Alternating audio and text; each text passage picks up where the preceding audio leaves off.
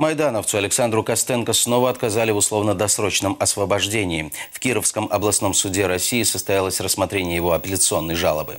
По словам адвоката Дмитрия Сотникова, прокурор и судья пренебрежительно отнеслись к самому судебному заседанию. Костенко осудили на 3,5 года. Этот срок истекает в феврале 2018-го.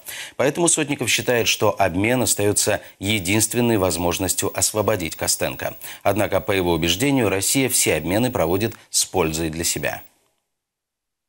Прокурор, она сразу видно материалы не читала, то есть были очень общие формулировки, вообще никакой конкретики. Судья никаких дополнительных доказательств, возможности приобщения документов у меня не просил, просто приобщил Было видно, что решение было принято заранее, ничего на это решение повлиять в принципе не могло. Все вопросы, которые касательно права, это условно-досрочное освобождение, это изменение наказания на более легкий вид наказания, те ходатайства, которые там можно подавать раз в 6 месяцев, это все, безусловно, мной будет подаваться и будет обжаловано. По поводу того, что я сказал, что возможен обмен, да, по моим представлениям, от этих обменов выигрывает только Россия. На Афанасьев Солошенко, да, это отнюдь не основные лица. Меняли их на кого? На граждан Украины, которые устроили одесскую бойню.